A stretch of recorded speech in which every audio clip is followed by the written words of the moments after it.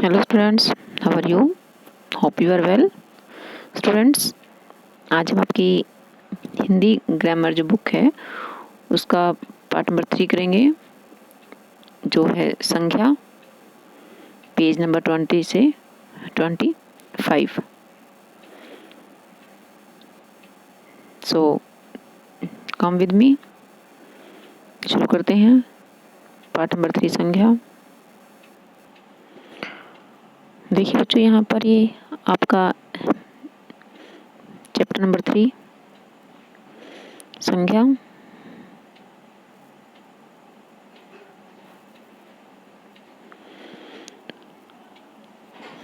तो देखिए स्टूडेंट्स, यहाँ पर जो कुछ नाम वगैरह दे रखे हैं, जैसे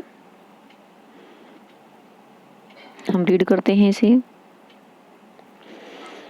कि गर्मियों में मधुरा और उसकी सहेलियां प्रकृतिका, शैला और पर्णिका नैनीताल घूमने गई। वे दिल्ली से रेलगाड़ी द्वारा काठगोदाम और वहां से टैक्सी द्वारा नैनीताल पहुंची। नैनीताल का मुख्य ताल चारों तरफ हरी भरी पहाड़ियों से घिरा है, जिन पर हरे भरे वृक्ष शहर और ताल की सुंदरता को बढ़ा रहे हैं। मधुरा ने कैमरे से इस प्राकृतिक सुंदरता के कई चित्र खींचे। तो स्टूडेंट्स, यहाँ पर जो ये जो रेड कलर में जो वर्ड्स हैं वो हमारी संख्या है। संख्या क्या होता है स्टूडेंट्स, कि किसी प्राणी, वस्तु या जगह का जो नाम होता है या कोई मन का जो भाव होता है उसको हम संख्या कहते हैं। अब यहाँ पर देखिए, मधुरा, सहेलियाँ, कृतिका, शैला, पर्णिका, नैनीताल, दिल्ली, रेलगाड़ी, काठगोदाम, टैक्सी, ताल, पहाड़ियाँ, वृक्ष, शहर, सुंदरता और कैमरे, चित्र। तो ये जो सभी जो वर्ड्स हैं, सभी शब्द हैं जो, ये सभी संख्या हैं, क्योंकि ये किसी न किसी चीज़ का नाम है, किसी व्यक्ति का है या फिर जगह का नाम है या फिर कोई वस्तु का नाम है या फिर जैसे किसी भाव का नाम है। तो स्टूडेंट्स, यहाँ पर जो वर्ड्स दे रखे हैं इन्हें हम संख्या कहेंगे। संख्या का मतलब है किसी का भी नाम। इंग्लिश में इसको नाउन बोलेंगे और हिंदी में संख्या। नाउन और संख्या। आगे देखिए स्टूडेंट्स,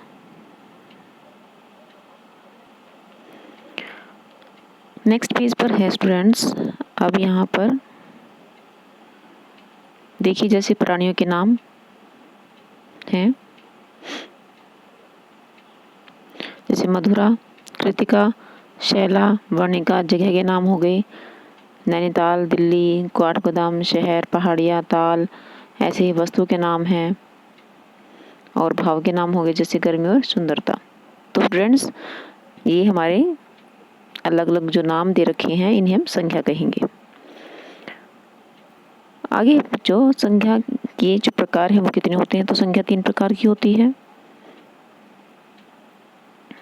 फर्स्ट इज व्यक्तिवाचक संख्या, जातिवाचक संख्या एंड थर्ड इज भाववाचक संख्या।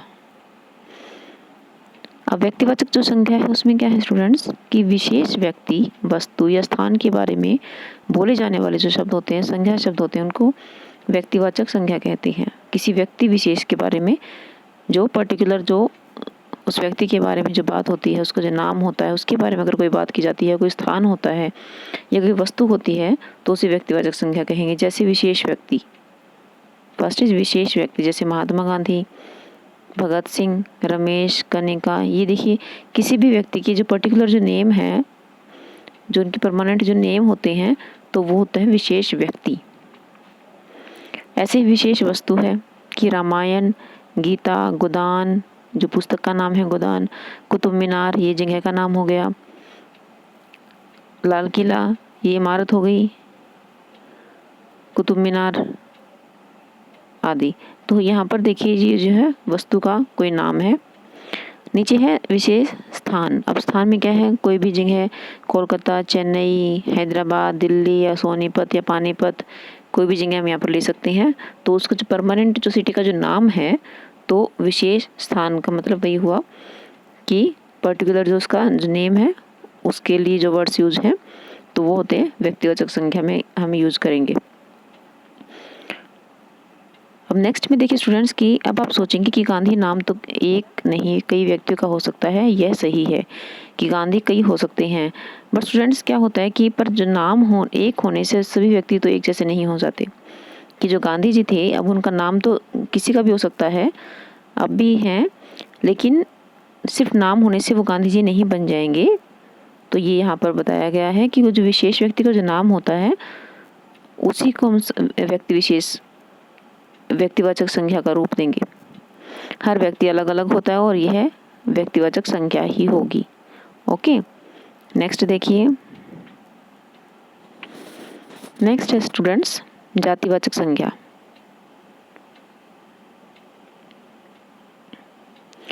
जातिवाचक संज्ञा इसमें क्या है, किसी व्यक्ति, वस्तु या स्थान की पूरी जाति के बारे में बताने वाले जो शब्द होते हैं, संख्या शब्द, उनको जातिवाचक संज्ञा कहते हैं। किसी व्यक्ति विशेष, व्यक्ति, वस्तु, स्थान की पूरी जाति के बारे में जो बताते हैं वर्ड्स।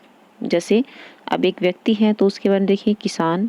अब किसान कोई एक किसान का नाम नहीं है, यहाँ पर जितने भी किसान हैं जो खेत में काम करते हैं उन सभी के लिए यहाँ पर बड़ी जो है किसान। ऐसे अध्यापक, अब जैसे आपके स्कूल में जो अध्यापक पढ़ाते हैं आपको, तो वो किसी कोई एक अध्यापक का नाम यहाँ पर नहीं करेंगे, जितने भी अध्यापक स्कूल में हैं सभी के बारे में बात हो रही है। ऐसे ही बच्चा, अब आप जितने बच्चे हो क्लास में तो सभी के बारे में बात हो रही है। बूढ़ा, नेता, मजदूर आदि। तो स्टूडेंट्स यहाँ पर किसी एक के बारे में बात ना होकर पूरी जाति के बारे में, जैसे किसान है तो जितने भी किसान उनके बारे में, जितने अध्यापक हैं उन सब के बारे में बात हो रही है, तो उसको जातिवाचक संज्ञा कहेंगी। ऐसी ये वस्तु है तो वस्तु भी ऐसी आएंगी, कोई एक वस्तु ना होकर सभी। जैसे सब्जी है, सब्जी बहुत सारी होती हैं, तो सभी जो सब्जियां हैं वो जातिवाचक संज्ञा में आएंगी। जैसे मिठाई है, आम, केला, दाल। अभी एक चीज़ तो नहीं होती, बहुत सारे होते हैं आम, बहुत सारे केले होते हैं, दाल होती हैं, तो वो जातिवाचक संज्ञा में आएंगे। ऐसे ही स्थान है स्टूडेंट्स। अब जब स्थान किसी सिटी का जो नाम, पर्टिकुलर जो नेम होता है, उसकी बजाय अगर पूरी जाति को डिनोट किया जाए, पूरी जाति के बारे में बताया जाए, तो वो स्थान जातिवाचक संज्ञा हो जाएगा। जैसे नदी, अब नदी जो है वो एक नहीं है, बहुत सारी नदियां हैं, पहाड़ बहुत सारे हैं, खेत भी कोई एक नहीं है, पर्टिकुलर नेम नहीं है खेत का, जंगल भी, विद्यालय भी, इन सभी के बारे में जो बात की गई है वो जातिवाचक संज्ञा हम इनको कहेंगे। ओके स्टूडेंट्स, अब आगे देखिए,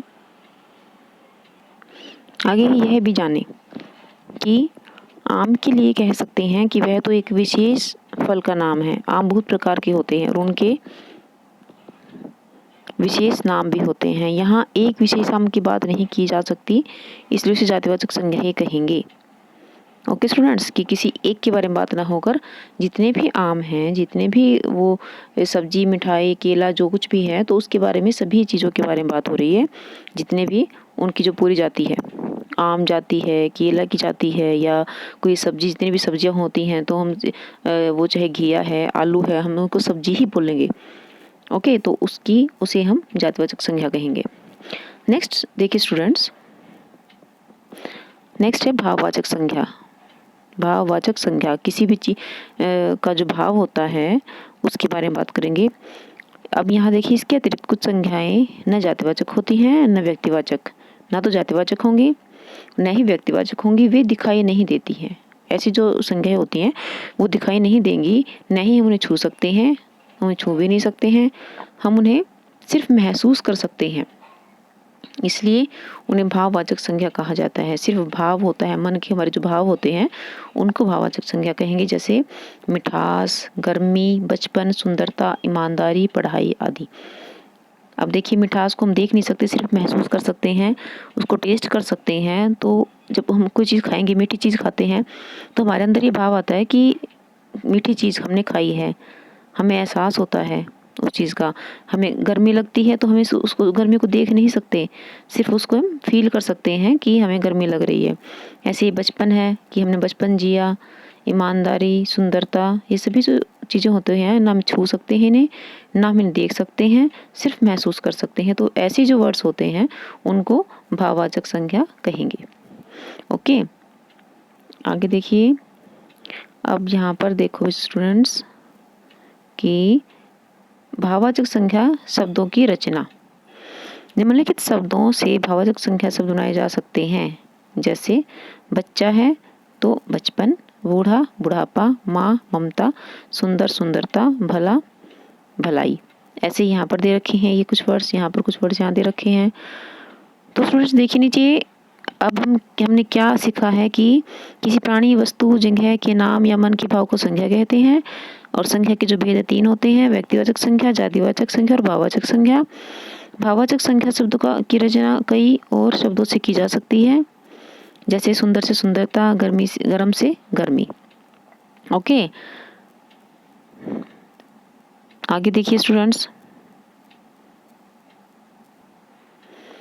अब यहाँ देखिए स्टूडेंट्स, इन संज्ञा शब्दों को उनके भेद के अनुसार अलग अलग लिखना है। यहाँ पर देखिए, अब सभी जो जातिवाचक संज्ञा है और व्यक्तिवाचक संज्ञा है और भाववाचक संज्ञा है, अब यहाँ पर सब मिक्स दे रखी हैं, तो उन्हें हमें अलग अलग लिखना है।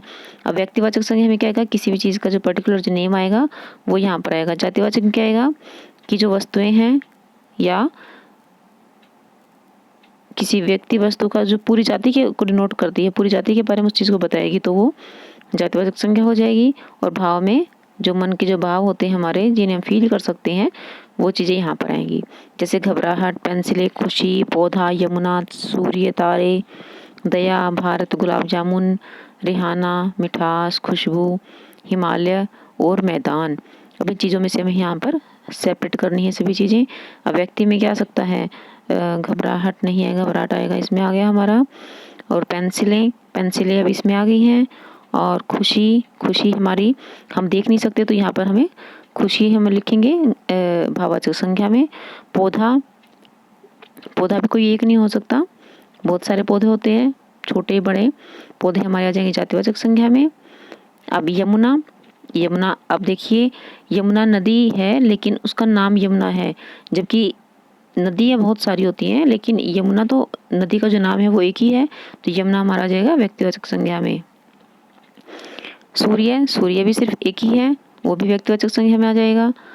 तारे, अब देखिए तारे बहुत सारे हैं, तारे हमारे आएंगे जातिवाचक संज्ञा, किसी एक तारे की बात नहीं हो रही है, बहुत सारे तारे हैं आसमान में, तो सभी तारों के बारे में बात करेंगे तो जातिवाचक संज्ञा। अब ऐसे ही आप सभी को ऐसे अलग अलग करके यहाँ पर लिखेंगे। अब यहाँ देखिए स्टूडेंट्स, यहाँ पर हमें क्या करना है, अब यहाँ पर संख्या के सही भेद पर हमें निशान लगाना है कि कोई संख्या जो है वो कौन सी है। जैसे सान्या मेरी मित्र है। अब ये क्या है, सान्या, तो यहाँ पर जो है नाम दे रखा है, किसी का नाम क्या आ जाएगा, व्यक्तिवाचक संख्या आ जाएगा। बाहर अच्छा मौसम है, जो अंडरलाइन जो वर्ड दे रखे हैं, जिनके नीचे निशान लगा रखे हैं, उसके बारे में बताना है कि कौन सी जो संख्या का कौन सा वहाँ पर भेद आया है। तो जैसे मौसम है, तो हम मौसम को देख नहीं सकते हैं, सिर्फ महसूस करते हैं, गर्मी है, सर्दी है, तो वहाँ पर आ जाएगा भाववाचक। ओके, तो ऐसे ही आप यहाँ पर ये जो नेक्स्ट जो दे रखे हैं आप खुद से कीजिए उन्हें। ओके, सुंदरता है, बच्चे हैं और प्रसन्नता है, तो यहाँ पर ये आए हैं, तो उन्हें आप कीजिए। आगे देखिए नेक्स्ट, इसमें देखिए स्टूडेंट्स, यहाँ पर क्या दे रखा है कि निम्नलिखित अनुच्छेद में आए संख्या शब्द रेखांकित करें और उनके भेद लिखने हैं हमें यहाँ पर।